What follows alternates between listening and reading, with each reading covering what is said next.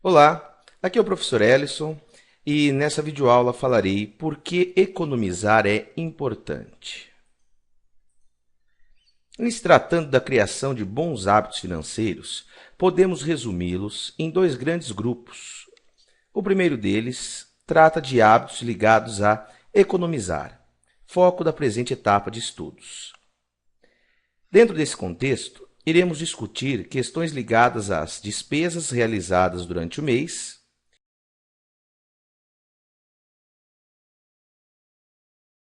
Falaremos sobre consumismo, da eterna busca por status social, de como maus hábitos financeiros podem levar ao endividamento e da importância de se fazer o fluxo de caixa para ter controle das suas despesas.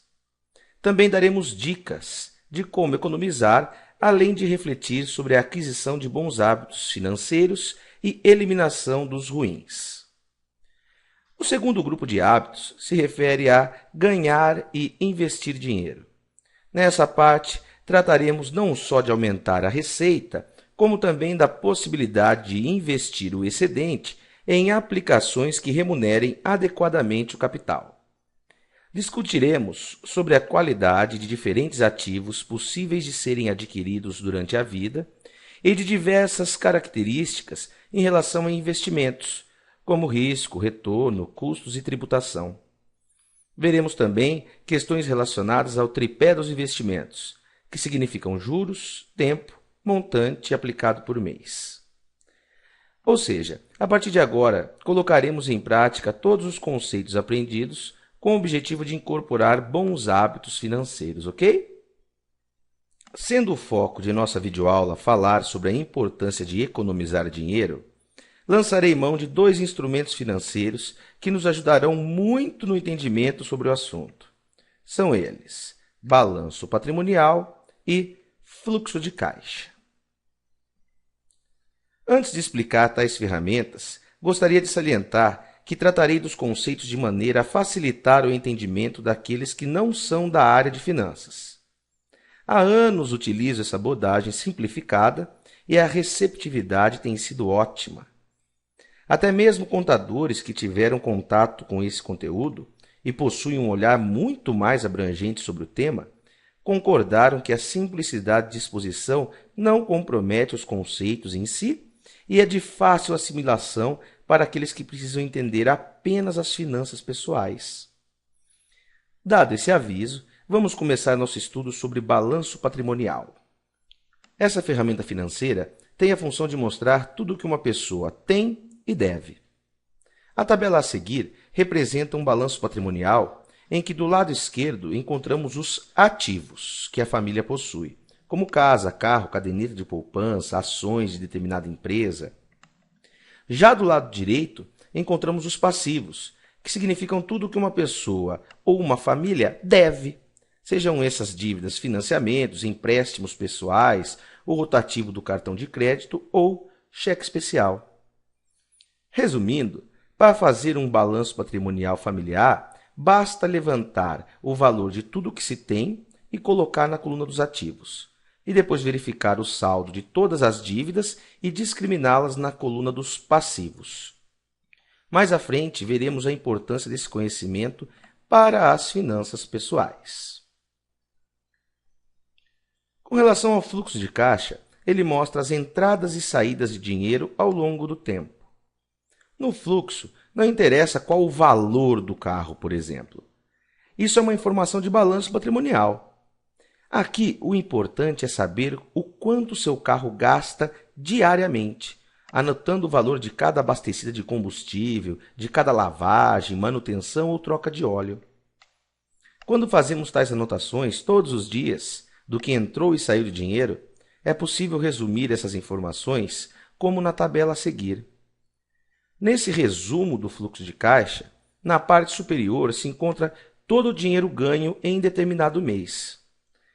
A seguir, é preciso descrever cada uma das despesas, como supermercado, farmácia, aluguel, dentre outros.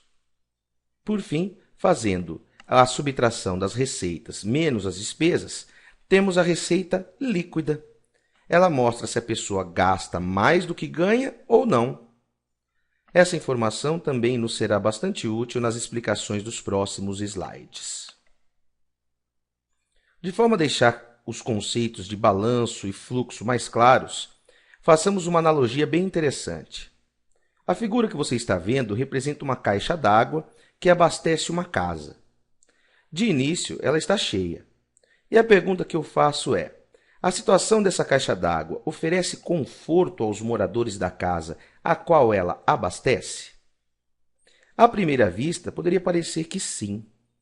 Mas e se eu lhe disser que a partir de agora, ao longo dos próximos meses, essa família gastará mais água do que entra? Certamente o nível de água começará a diminuir gradativamente até o ponto em que a situação confortável de outrora desapareça.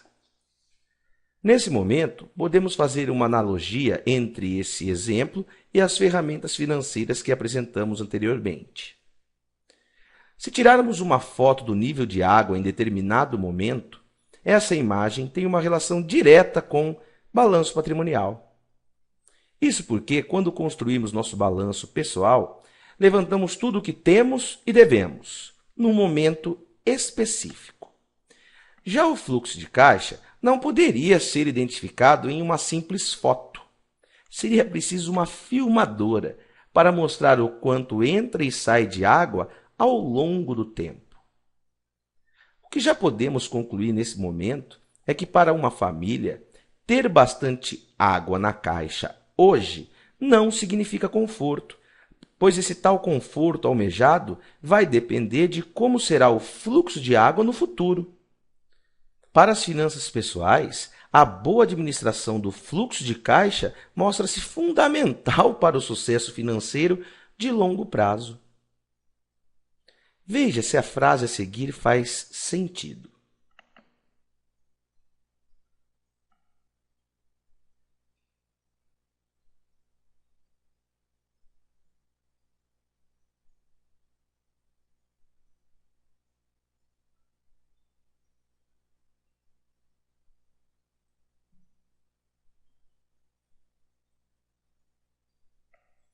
Deu para entender por que compreender balanço e fluxo de caixa é tão importante para finanças pessoais? Portanto, de forma resumida, podemos dizer que o balanço mostra quanto de água se tem num determinado dia. Ou, se olharmos para a questão financeira, identifica tudo que uma família tem e deve num determinado tempo. Representa uma foto da situação financeira atual em relação aos ativos e passivos. E veja que interessante, pessoas que são consumistas e estão endividadas se preocupam muito com balanço patrimonial. Acreditam que riqueza é ter um monte de ativos, sejam eles quais forem, nem que isso represente pagar juros e se endividar além da conta, aumentando os passivos. Esse paradigma de ser rico é ter um montão de coisas talvez seja o maior responsável por grande parte da população estar endividada. E já vimos a importância também do fluxo de caixa nesse contexto. Ele representa o quanto entra e sai de água ao longo do tempo. Nas finanças pessoais, trata de mostrar a origem das receitas e despesas. O fluxo não pode ser visto como uma foto estática, mas sim como uma variável dinâmica, que precisaria de uma filmadora para ser captado. E talvez a mais importante lição dessa videoaula seja compreender que as pessoas que são realmente ricas, que irão administrar suas finanças de forma equilibrada para que diminuam o risco de problemas futuros, se preocuparão mais com o fluxo do que com o balanço. O foco das pessoas que realmente sabem administrar seu próprio dinheiro será em manter, ao longo do tempo, suas receitas maiores que as despesas. Seus paradigmas serão remodelados de forma a consumir o que for possível, respeitando sempre as restrições de orçamento, conseguindo lidar com as privações de consumo e dando valor às questões que são realmente importantes, que vão muito além de ter e ter. Deu para entender a importância Deu para entender a importância de se compreender a diferença entre fluxo de caixa e balanço patrimonial? Seus hábitos financeiros deverão se enquadrar dentro dessa perspectiva. Aqui estou mostrando tecnicamente como colocar a escada na parede certa antes de subi-la. É isso aí, e nas próximas aulas falaremos de hábitos financeiros que farão com que a administração do seu dinheiro seja focada em conquista de objetivos. Boa sorte em suas finanças e vida pessoal.